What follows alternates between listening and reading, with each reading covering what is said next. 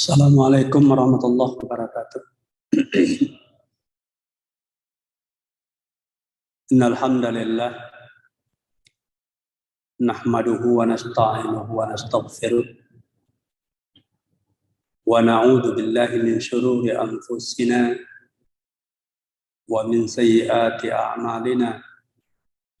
May yahdihillahu fala mudilla lahu wa may yudlilhu falan tajida lahu waliyyan mursyida.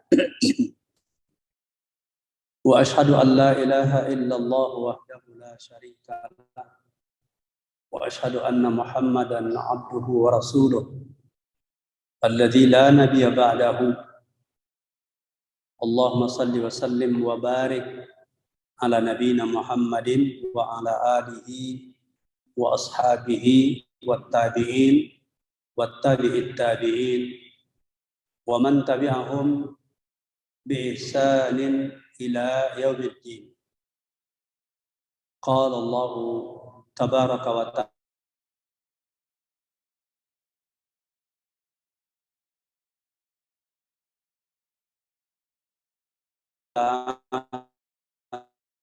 fi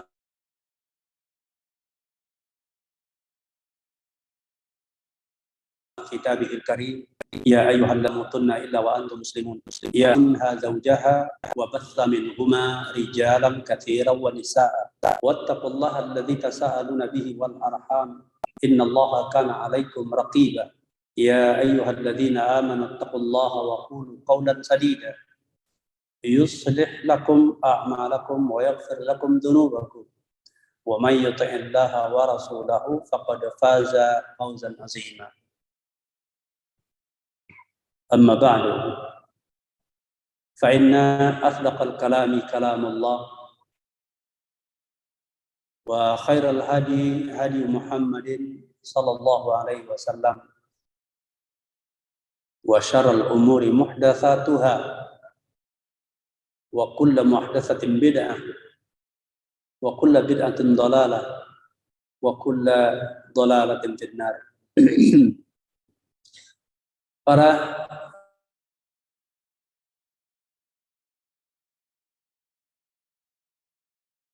kaum muslimin, kaum muslimat dimuliakan Allah Subhanahu wa taala, dan itulah diantara doa kita kepada Allah agar kita termasuk diantara hamba-hamba Allah yang selalu dimuliakan Allah Subhanahu wa taala. Dan memang Allah telah muliakan kita yaitu dengan Islam. Dengan Allah berikan kepada kita hidayah, petunjuk untuk beragama dengan agama Islam. Maka itu adalah kemuliaan. Karena tidak ada kebenaran kecuali hanya pada Islam. Dan orang-orang yang mencari-cari cara-cara hidup atau amalan-amalan di dalam hidup ini yang tidak sesuai dengan Islam, maka Allah Subhanahu wa taala tidak akan menerimanya. Bahwasanya segala amalan-amalan anak Adam itu diterima ada ketentuan-ketentuannya. Dan ketentuan terbesar adalah yaitu dengan beragamanya dia dengan agama Islam. Di luarnya tidak diterima oleh Allah Subhanahu wa taala dan tidak bisa menjadi penyelamat di akhirat, bahkan di dunia. Maka bersyukurlah kita kepada Allah dengan hidayah Islam yang Allah berikan kepada kita.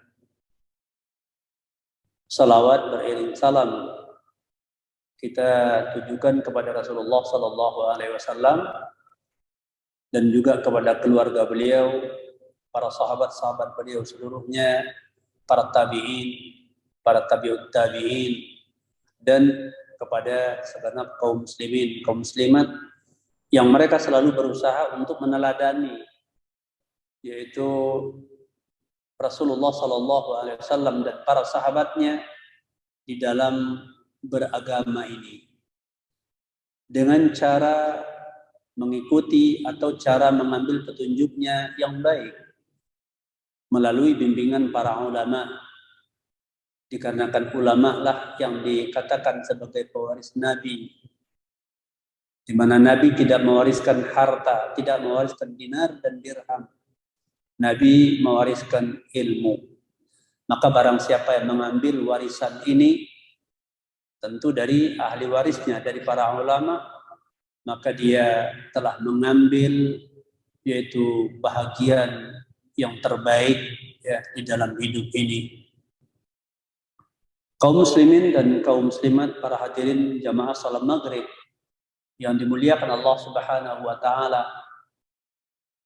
Untuk kajian kita ini, kita insyaallah akan berbicara tentang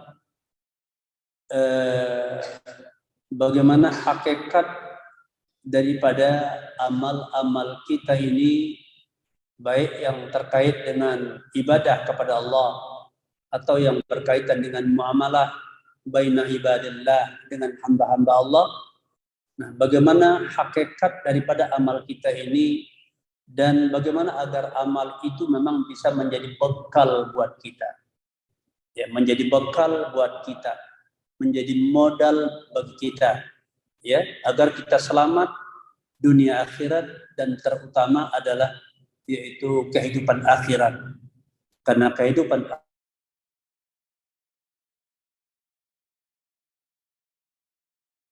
akhirat itu adalah kehidupan yang mana kehidupan dunia ini dari sisi waktunya kalau dibandingkan dengan kehidupan akhirat tidak ada apa-apanya. Kita hanya diibaratkan seperti singgah ataupun mampir saja ya di satu tempat di dalam perjalanan kita menuju kepada kampung abadi, yaitu kehidupan di akhirat. Nah, untuk itu para hadirin yang mulia, pertama sekali adalah kita akan bacakan satu hadis Nabi. Hadisnya pendek ya, yang diriwayatkan oleh Imam Al-Bukhari dan juga lainnya.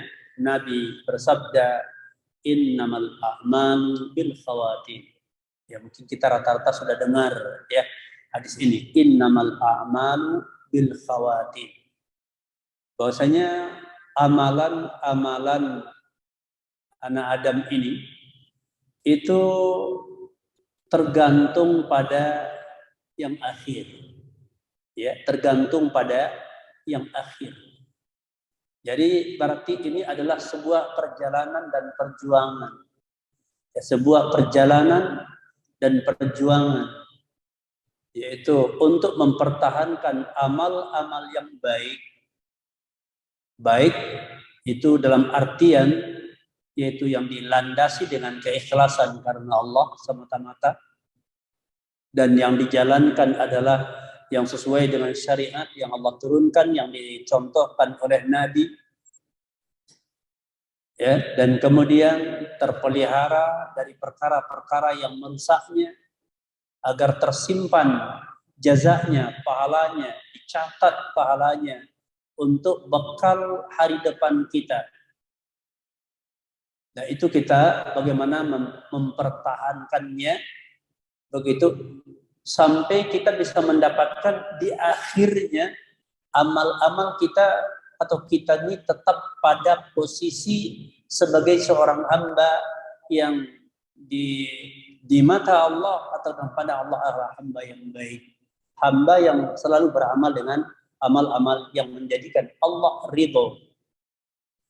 Hal itu berkaitan dengan ibadah kepada Allah dan juga menyangkut muamalah. Ya, seluruh amal.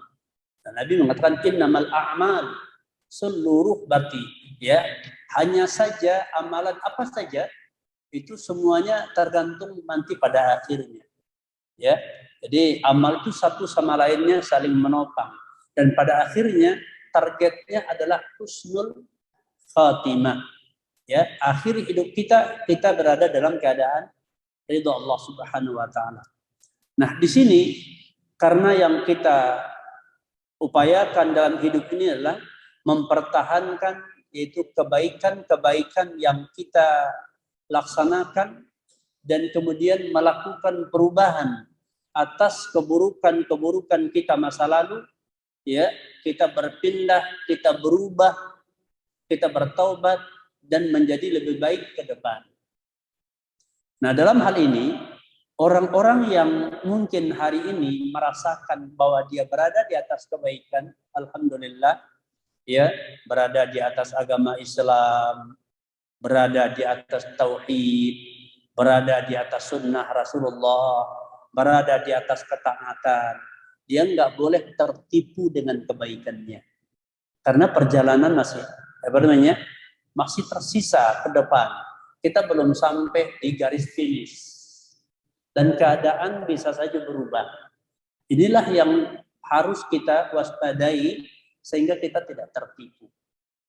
Ya, seseorang tidak boleh berbangga kalau hari ini dia mungkin orang-orang yang akrab dengan masjid, ya, orang-orang yang rajin menjaga sholatnya, orang-orang yang rajin menjaga kebaikan-kebaikannya, orang-orang yang baik muamalahnya dengan orang-orang lain, tidak berlaku zalim, dia adil, bahkan berbuat baik kepada manusia dan selalu menampakkan wajah bersahabat, ya, dengan manusia. Maka dia tidak boleh tertipu bahwa dia pasti selamat, ya. Jadi dia tidak boleh merasa aman daripada makar Allah. Bahkan dalam Al-Quran kan disebutkan bahwasanya, ya, adapun orang-orang yang merasa aman dari makar Allah hanyalah orang-orang yang merugi. Jadi harus ada khauf, rasa takut. Apa yang kita takutkan? Pertama, kita khawatir kalau amal-amal yang sudah kita lakukan itu di sisi Allah belum berterima. Ya, belum cukup syaratnya untuk dijadikan bekal penyelamat kita di akhirat. Apa ada kita yang tahu? Apakah ada salah seorang kita yang tahu bahwa amal-amal kita ini sudah diterima? Tidak ada kan? Tidak ada, kita tidak tahu amal kita diterima apa tidak. Ya, keikhlasan kita bagaimana? Kemudian amal kita itu sudah sesuai nggak dengan petunjuk? Ya, tapi kita berjuang untuk itu. Kita terus berjuang untuk ikhlas. Sebagaimana para salaf mengatakan bahwa mereka itu berharap sangat agar satu amalan mereka itu diterima oleh Allah dan berharap mati dalam keadaan amal-amalnya diterima oleh Allah. Ya, jadi ya ini hal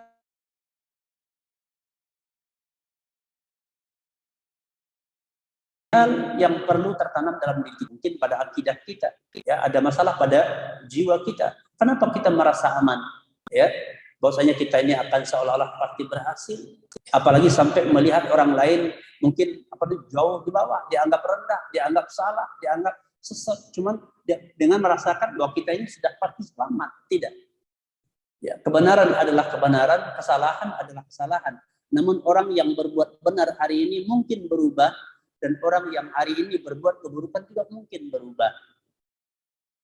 Nah, hadis ini juga memberikan pelajaran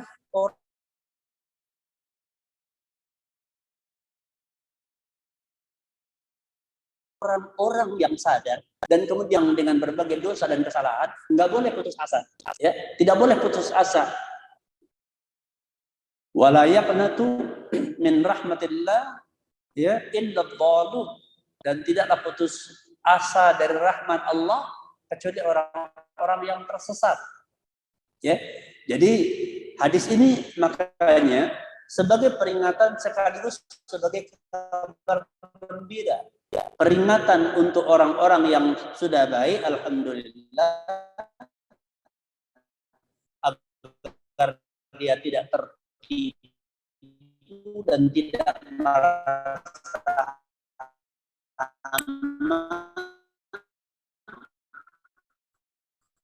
dan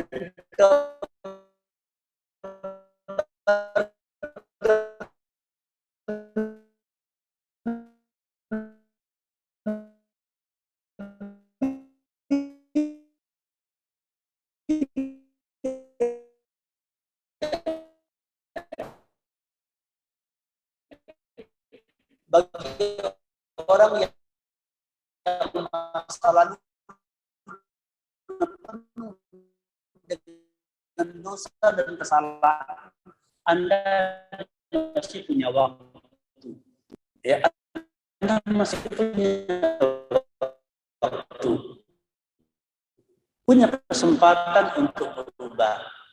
Nah, kalau begitu berarti kehidupan kita ini ya, kehidupan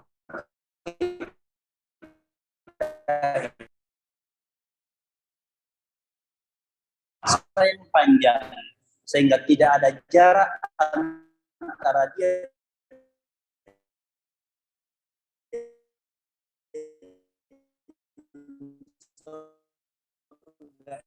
itu kecuali ya sejengkal atau sehasta, tapi kemudian tak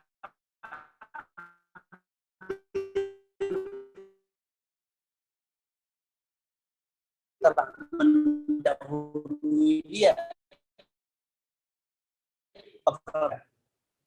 Sebaliknya neraka, kemudian ya takdir mendahuluinya untuk berubah, dia bertaubat dan di atasnya pada tanah jannah, maka dia masuk surga. Karena orang yang bertaubat ibu dzambi faman la dzambalahu, orang yang bertaubat dari dosa seperti orang yang tidak memiliki dosa.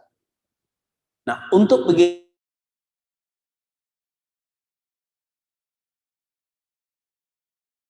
kita harus terus menjaga ya hati kita untuk tidak putus asa dari dosa. Ingat, penentunya adalah di akhirnya. Nah, sekarang berarti urusan kita itu adalah bagaimana kita bisa berubah dari yang buruk kepada yang baik, dan bagaimana kita bisa mempertahankan bahkan meningkatkan kebaikan-kebaikan, ketaatan kita kepada Allah Subhanahu wa taala, sehingga ketaatan tersebut atau kebenaran tersebut menjadi budaya kehidupan kita. Allah Subhanahu wa taala berfirman, yaitu di surah Ali Imran ayat 102 yang sering dibaca oleh penceramah, oleh khatib, ya, oleh guru-guru di awal kajian, ya ayyuhalladzina amanu ittaqullaha haqqa tuqatih wa la tamutunna illa wa antum muslimun. Wahai orang-orang yang beriman, bertakwalah kalian kepada Allah dengan sebenar-benarnya takwa, haqqa tuqatih wa la tamutunna illa wa antum muslimun. Dan janganlah sampai kalian itu mati kecuali kalian berada dalam keadaan yaitu ya, agama Islam, berada di atas Islam, berada di atas ketaatan. Al-muslimun mutafawituna fi islamihim, al-mu'minun mutafawituna fi imanihim. Orang-orang beriman itu bertingkat-tingkat keimanannya, orang-orang Islam itu bertingkat-tingkat ketaatannya. Begitu. Ya, maka kita diperintah oleh Allah untuk bertakwa kepada Allah dengan sebenar-benarnya takwa. Nah, takwa itu sendiri sebagaimana sudah kita ketahui, ya banyak ibarat-ibarat yang diberikan oleh para salaf tentang definisi takwa. Namun kesimpulan definisi takwa itu adalah yaitu seseorang itu beramal dengan mentaati Allah Subhanahu wa taala. Dia mentaati Allah. Bagaimana dia mentaati Allah? Yaitu ala nurim minallah, sesuai dengan petunjuk-petunjuk dari Allah dan Rasulnya. Tidak dinamakan ketaatan kepada Allah kalau tidak sesuai dengan petunjuk Nabi. Maka seorang muslim yang sudah mendengar alasan ini, menjadi kewajiban dia untuk menuntut ilmu bagaimana rupanya Islam yang diajarkan Nabi. Kalau dahulu ya langsung berada di bawah bimbingan Nabi, tapi sepeninggal Nabi banyak terjadi berbagai perubahan. Sebagaimana kata Nabi, man ya'isu minkum min ba'di ya fasayara ikhtilafan katsira. Ya, siapa di antara kalian yang hidup setelah zaman aku nanti atau nanti setelah aku di masa belakangan, dia akan melihat banyak sekali perselisihan. Dan ini yang kita lihat pada zaman kita. Kemudian bagaimana Nabi mengatakan apa solusi yang diajarkan Nabi ketika melihat itu? Dan ini perlu kita perhatikan, yaitu jalan keluar yang diajarkan Nabi dalam menghadapi berbagai situasi. Karena situasi akan berubah-ubah. Seperti pada akhirnya nanti akan muncul Dajjal, umpamanya, ya, adanya banyak dajjal dari zaman ke zaman, dan kemudian Nabi memberikan petunjuk kepada kaum muslimin yang ingin selamat tentu harus mengikuti jalan itu. Kata Nabi, fa'alaikum bisunnati wa sunnatil khulafa'ir rasyidin al-mahdiyyin addu 'alaiha bin nawajiz. Ya, hendaklah kalian berpegang dengan sunnahku dan sunnah para khalifahku yang mereka berada di atas hidayah. Gigitlah itu dengan geraham-geraham kalian. Berarti satu kewajiban kita untuk mempertahankan keislaman kita, mempertahankan keimanan kita, yaitu agar ketaatan kita kepada Allah sesuai dengan tuntunan, kita wajib mempelajarinya terus-menerus. Dan ini diantara program rutinitas kehidupan kita sepanjang hidup kita, talabul ilmi. Menuntut ilmu yang sesuai dengan syariat mana, dan mana yang tidak berdasarkan syariat, mana yang tidak sesuai dengan petunjuk Nabi. Dan kita harus menyibukkan diri dengannya. Dan kemudian ya, wahtarju thawaballah. Dan di dalam semua hal tersebut, ya, bahwasanya engkau mengharap ganjaran dari Allah. Ini keikhlasan. Dan keikhlasan ini perlu dirawat. Dia bisa rusak karena banyaknya tipuan-tipuan dunia, karena bujukan-bujukan syaitan. Bisa jadi kita di awalnya ikhlas, ya, tapi pada akhirnya berubah. Begitu. Pokoknya awalnya nggak ada orang memuji, kita ikhlas karena Allah. Di ujung-ujungnya banyak pujian, rusak keikhlasannya. Maka kedepannya lagi banyak amalan-amalan yang tidak ikhlas. Dan ini diperingatkan oleh Nabi. Bahkan dikatakan 3 golongan yang orang pertama dari kaum muslimin yang akan dijamah oleh neraka dari kaum muslimin, ya, bukan dari manusia. Jadi di antara kaum muslimin, ya, orang yang pertama akan terkena sengatan, yaitu panasnya neraka, 3 golongan. Siapa mereka? Dermawan, mujahid, ya, qari Al-Quran. Hal ini diperingatkan oleh Nabi kan, karena sangat memungkinkan ini akan menimpa siapa saja. Ya, ini sangat mungkin akan menimpa siapa saja. Maka bagaimana mungkin kita bisa merasa aman dengan amal-amal yang kita lakukan? Tapi sebaliknya, ya, rasa takut kita kepada Allah, hal ini juga tidak boleh sampai kepada derajat putus asa. Bahwa kita tidak, seolah-olah tidak akan diselamatkan. Oh, berat sekali. Nggak ada harapan, kayak enggak. Kita diperintahkan yaitu yang memiliki raja, harapan kepada Allah. Kesalahan kita akan diampuni. Kita wajib mempunyai raja, kita berharap dosa kita diampuni. Kesalahan kita dimaafkan. Sambil kita terus berdoa dan melakukan perbaikan. Taubat kita diterima oleh Allah dan kita dimudahkan melakukan perbaikan. Ini harapan kita. Sehingga dikatakan bahwa al-khaufu war-raja, takut dan harap, ini adalah 2 pondasi yang mana amal-amal kita harus dilandasi dengannya. Untuk apa? Agar agama kita tersebut, ketaatan kita tersebut bisa istiqamah sampai akhir.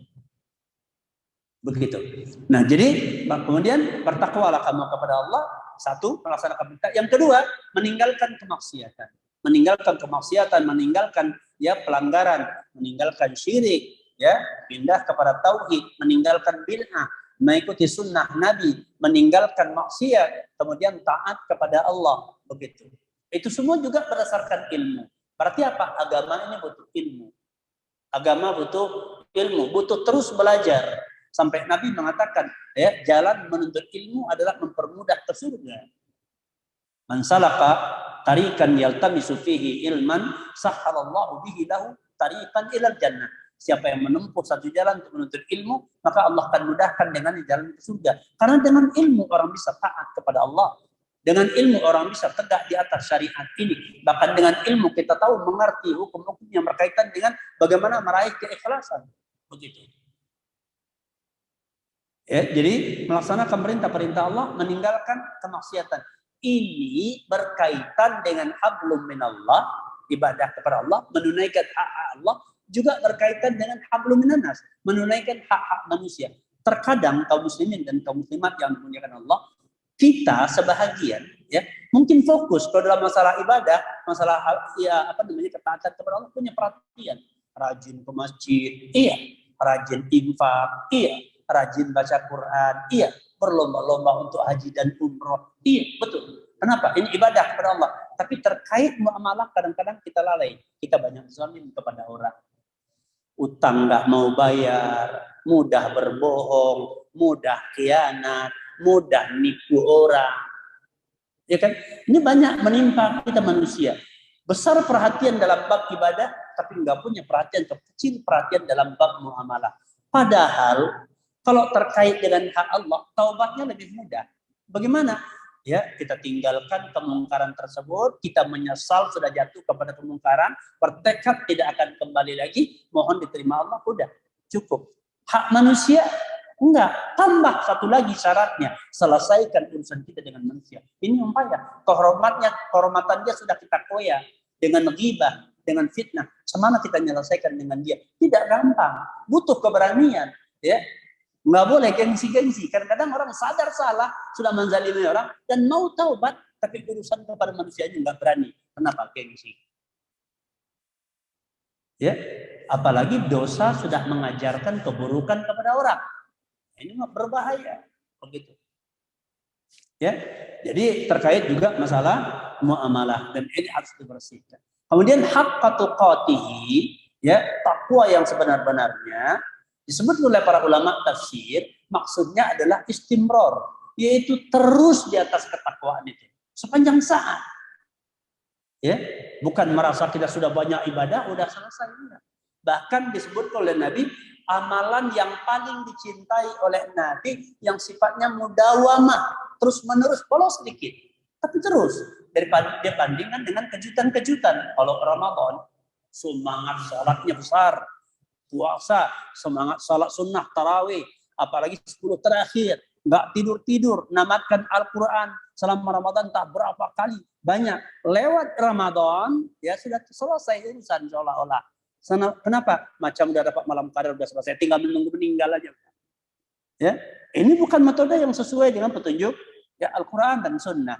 Jadi terus berjuang untuk melakukan ketaatan dalam ibadah dan muamalah. Berharap ya adalah ingat kepada hadis innamal a'malu bil khawatim. Ya, kita sedang berjuang untuk sampai ke finish. Ya, tapi kalau kita sudah jatuh, sudah pingsan sebelum finish, sudah rusak, sudah akidahnya rusak, yang tadinya sudah belajar tauhid jatuh ke syirik balik, yang sudah mungkin belajar sudah mau kembali kepada sudah Nabi, kemudian berbaik paruh kembali kepada bid'ah, hilang lagi dari lingkaran orang-orang yang bertakwa, kembali ke majelis-majelis maksiat. Awalnya katanya ini sahabat hijrah, komunitas hijrah, beramai-ramai hijrah meninggalkan kemaksiatan. Kemudian mulai hilang satu persatu pelan-pelan. Merasa kenapa? Ini sering banyak yang mengadu begini, para ikhwah sekalian, bapak sekalian. Kata dia, Ustaz, tanya Ustaz, bagaimana ini? Kita sudah bertaubat, sudah kita tinggalkan kemaksiatan, rajin sholat, rajin ngaji, tapi kok problem kita nggak selesai-selesai? Kesusahan ekonomi kok enggak, ya, enggak ada jalan keluarnya. Kok hutang enggak bisa dibayar, banyak persoalan. Kenapa nih Ustaz? Padahal kita sudah ikut jalan ketaatan. Begitu. Takutnya taubat dulu pun karena merasa sempit di dunia, bukan karena benarnya syariat Islam, tapi karena merasa sempit, nyoba ke sana enggak dapat solusi, tanya kawan enggak dapat solusi, minjam ke sana enggak dapat solusi, kata orang taubatlah dia. Zohirnya, ini kok enggak selesai-selesai urusan, udah balik lagi lah, kayaknya enggak juga ini jalan keluarnya. Ini sangat mungkin menimpa siapa saja, begitu. Jadi dibutuhkan kita terus berjalan. Dan berarti harus kita pelajari apa senjata kita agar kita bisa di atas istiqamah tersebut. Begitu. Wala tamutunna illa wa antum muslimun, yang diperingatkan sangat ini. Wala tamutunna illa wa antum muslimun. Ya, ditaukid oleh Allah Subhanahu wa taala, ya. Dan kemudian Nabi SAW bersabda terkait dengan ini, itu hadis, ya. Nabi bersabda, kata Nabi, bersumber dari Ibnu Abbas, ya, radhiyallahu anhuma, kata Nabi, lau anna qatratan minaz zaqumi qutirat fid dunya la afsadatid dunya ma'aishaha wa kaifa liman yakunu ta'amahu, rawahu Tirmidzi wan Nasa'i wal Hakim wa Ahmad wa ghairu. Kata Nabi, kalau seandainya setetes zakum. Zakum itu apa? Apa itu zakum? Makanan penduduk neraka. Kata Nabi, kalau setetes zakum, ya, diteteskan ke permukaan dunia ini, niscaya setetes zakum ini cukup untuk menghancurkan kehidupan ini. Dahsyatnya zakum. Bagaimanalah kira-kira ya untuk orang-orang yang makanan pokoknya adalah zakum. Ya, satu tetesnya cukup untuk merusak dunia ini. Bagaimana kalau orang itu perlu neraka yang makanan pokoknya zakum? Beginilah Nabi mengingatkan tentang menjaga ketakwaan supaya kita berhasil sampai ke garis finish mati sebagai seorang muslim dalam keadaan yang diridhoi oleh Allah Subhanahu wa taala. Nah, bagaimana dengan hal ini? Ya. Allah Subhanahu wa taala juga memberikan jalan kepada kita, ya. Allah berfirman yaitu di surah Al-Ankabut ayat 45. Surat Al-Ankabut ayat 45. Apa kata Allah? Utlu ma uhiya ilaika minal kitabi wa aqimis salat. Inna salata tanha 'anil fahsya'i wal munkar wa la dzikrullahu akbar wallahu ya'lamu ma tasna'un.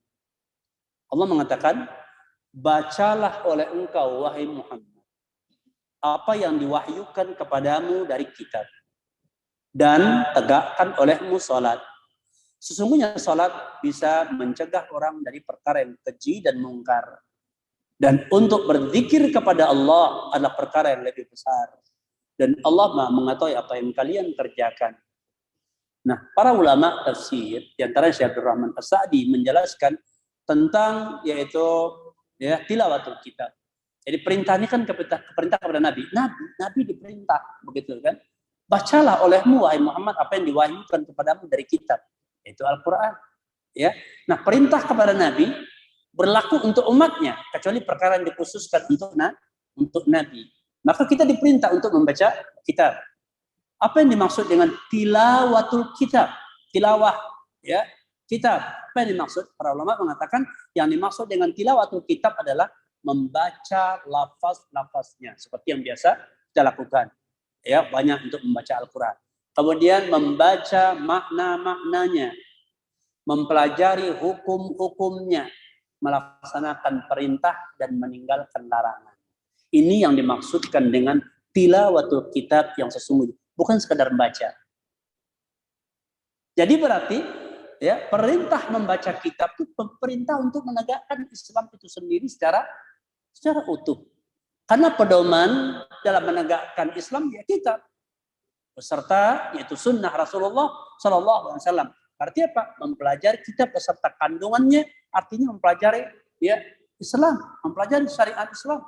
Makanya di dalam banyak ayat, di dalam banyak hadis ya tentang dorongan, perintah dan jaza yang dijanjikan untuk orang-orang yang menekuni perkara menuntut ilmu. Sampai Imam Ahmad mengatakan bahwa menuntut ilmu itu adalah suatu amalan yang tidak ada tandingannya dibandingkan yang lain ya selain daripada perkara fardu ain ya, tidak ada bandingannya ya bagi orang yang benar niatnya di dalam menuntut ilmu. Ya, jadi menuntut ilmu perkara yang sangat besar. Ya, karena dengan menuntut ilmu kita tahu bagaimana apa itu tauhid dan apa syirik.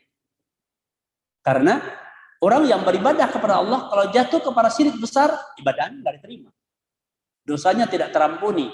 Maka wajib bagi kita untuk mempelajari tauhid secara benar agar kita tidak terjatuh kepada kesyirikan. Begitu. Karena kesyirikan sangat banyak cabangnya. Perlu kita ketahui dan tidak bisa diketahui tanpa belajar. Begitu. Masuk dalam bagian mempelajari syariat, ya, mempelajari bagaimana ibadah, bagaimana muamalah, apa hak Allah dan apa hak hamba terhadap kita yang harus kita tegakkan. Contoh, Allah berkata, Innallaha ya'muru bil adli wal ihsan wa ita'idil qurba. Allah memerintahkan ya untuk menegakkan keadilan. Fama huwal adl? Apa itu adil? Bagaimana seorang berlaku adil? Begitu. Adil kepada Allah dengan mentauhidkan Allah, adil kepada manusia, menunaikan hak-hak mereka yang wajib atas kita untuk ditunaikan. Dan ini kan tentu ada ketentuan-ketentuannya yang harus dipelajari. Nah, orang yang sudah mengetahui syariat Islam sebagai orang mukmin yang mengejar husnul khatimah, dia berjuang untuk mengamalkannya dan berjuang untuk meninggalkan perkara-perkara yang batil, meninggalkan kesyirikan, meninggalkan bid'ah, meninggalkan maksiat, dia berjuang untuk itu. Tapi apa daya kita manusia ini lemah, butuh amunisi, ya, untuk menambah energi kita, butuh tenaga yang kuat untuk bisa untuk tetap di atas ketakwaan. Kalau sekali-sekali bisa, kadang-kadang bisa, tapi untuk tetap istiqamah butuh kekuatan. Nah, maka kata Allah, wa aqimis shalah. Jadi dengan menuntut ilmu, paham yang wajib, paham yang sunnah, paham yang mubah, paham yang haram, tahu yang akan ditegakkan, tahu yang akan ditinggalkan, kemudian aqimis shalah, tegakkan salat. Nah, salat ini memiliki kekuatan yang luar biasa. Makanya dikatakan inna salata tanha anil fahsya'i wal munkar. So, sesungguhnya salat bisa mencegah seseorang dari keji dan mungkar. Ya. Wala zikrullah akbar, dan untuk berzikir kepada Allah. Syekhul Islam Ibnu Taimiyah rahimahullah menyebutkan dua fadilah besar. Dua fadilah besar amalan salat. Satu, menjadi tenaga yang kuat agar seseorang mampu meninggalkan perkara yang keji dan mungkar. Lihat saja orang kalau gigih sholat, memperhatikan waktunya, menjaga jamaah sholatnya, menjaga salat-salat sunnahnya, rajin dan selalu berbaur dengan kaum muslimin di masjid. Efeknya dia tak akan senang dengan kemaksiatan. Yang nyata-nyata dia sudah tahu maksiat. Cuma kadang-kadang tidak suka dengan maksiat, tapi karena tidak tahu mana taat, mana maksiat, bergelimang maksiat juga. Kenapa? Tidak tahu. Kenapa? Kalau nggak menuntut ilmu. Makanya menegakkan sholat yang dibarengi dengan menuntut ilmu menjadi kekuatan besar agar orang itu mudah meninggalkan kemaksiatan. Wala dzikrullah, fadilah kedua, ya, dari sholat untuk berzikir kepada Allah. Ya benar memang. Bayangkan sholat yang wajib 5 kali sehari dan semalam, ya kan tidak jauh-jauh selang waktunya. Ditambah lagi dengan sholat-sholat sunnahnya, dengar azannya. Nah, hati ini selalu ingat kepada Allah, ya. Dan sholat adalah ibadah yang paling sempurna karena pakai hati, pakai lisan, pakai anggota badan, semua fokus menghadap kepada Allah, ridha, tunduk mencari ya keridhaan Allah Subhanahu Wa Taala. Orang yang terbiasa dalam ketaatan kepada Allah, yang terbiasa berzikir kepada Allah, yang terbiasa lisannya basah dalam zikrullah, ya tentu di dalam berbagai waktu dia selalu ingat kepada Allah. Dimanapun dia berada nanti, di luar, dalam kendaraan, di pasar, dia ingat kepada Allah yang akan disembahnya selalu. Dan ini menjadi penguat bagi dirinya. Dan tujuan dari ibadah-ibadah kita itu adalah zikrullah. Agar kita selalu berzikir kepada Allah Subhanahu wa Ta'ala. Makanya ya sholat dan menuntut ilmu. Coba ya sholat saja udah sekian, kita banyak ingat duduk lagi di majelis ilmu. Ya, jadi fadilahnya apa? Duduk di majelis ilmu, berarti kita beribadah kepada Allah, kita mempelajari agama Allah, dan kita duduknya dengan orang-orang baik, tegaknya dengan orang baik, ruku dan sujud bersama orang-orang baik, kemudian duduk bermajelis dengan orang-orang yang baik. Banyak waktunya dia berada di lingkaran orang-orang baik, dan banyak waktunya yang dia selalu ingat kepada Allah, yang anggota badannya melakukan ketaatan kepada Allah, maka hal inilah yang dikatakan lebih memungkinkan dia bisa istiqamah di atas ketaatan.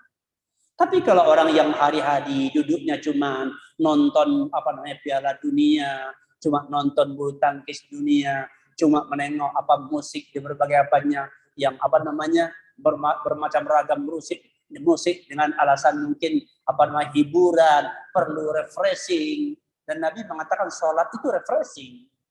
Ya, thalabul ilmi itu taman. Taman itu kan sesuatu yang indah, menyenangkan. Maka kata Nabi, majelis ilmu itu adalah salah satu taman daripada taman surga di dunia ini. Maka singgahi oleh kalian. Maka seorang muslim yang baik cinta kepada majelis ilmu, cinta kepada ilmu, cinta kepada orang-orang berilmu, dan cinta kepada orang-orang yang menuntut ilmu.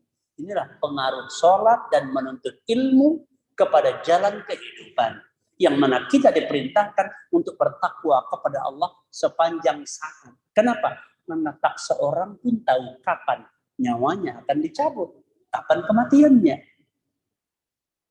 Begitu. Sampai untuk mendorong hamba-hamba Allah ini agar memang memperhatikan perkara salat ini, ya, Nabi bersabda, ya, Nabi juga bersabda bahwasanya inna awwala ma yuhasabu bihi, ya, al-abdu yaumal qiyamah as-shalah. Fa in salahat, ya, fa in salahat faqad aflaha wa anjaha. Wa in fasadat, ya, faqad khaba wa khasira. Kata Nabi, sesungguhnya amal seorang hamba yang pertama dihisab nanti di hari kiamat salat. Salat. Jadi kalau di dunia dikatakan penentu amalnya, penentunya jadi bekal atau tidak nanti di akhirat, itu adalah yang terakhir. Nanti di akhirat yang pertama akan dihisab itu salat. Fa'in salahat, kalau salatnya itu baik, faqad aflaha, dia beruntung. Ya, beruntung, dia akan mendapatkan kebaikan-kebaikan. Wa anjaha, dan dia selamat dari berbagai iqab. Wa in fasadat, tapi kalau salatnya rusak, salat enggak diterima. Ini menunjukkan harus besarnya perhatian kita kepada salat. Baik dari sisi keikhlasannya, dari sisi kaifiatnya, dari sisi khusyuknya, dari sisi waktunya, dari sisi perhatian kita untuk melaksanakannya, untuk menunaikan jamaahnya. Ini kadang-kadang ya di sholat 5 waktu selalu masbuk karena kelalaian. Sholat Jumat udah dekat-dekat mau khutbah kedua baru masuk. Kecil sekali perhatian, kurang sekali hati. Kalau pada zaman salaf dulu itu kalau hari Jumat masih jauh waktu sudah ramai. Coba tengok macam sekarang di Masjidil Haram, Masjid Nabawi, itu kalau agak terlambat datang nggak dapat tempat lagi, nggak bisa masuk lagi. Macam itu maunya. Tapi kenapa kita waktu pergi umroh antum bisa begitu? Tapi di sini belum dengar qomat, belum ke masjid. Kenapa itu coba? Ya kan?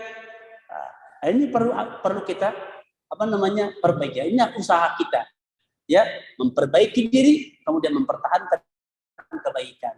Begitu, ya. Jadi penentunya itu. Sehingga saking pentingnya salat ini diperhatikan.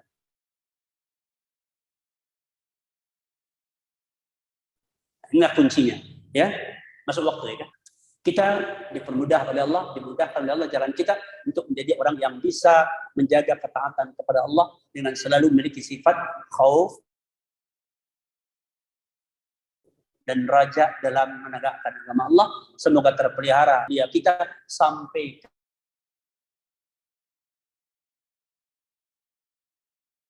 ke akhir hidup kita. Enggak panjang kan, ntar lagi udah selesai. Begitu, ya.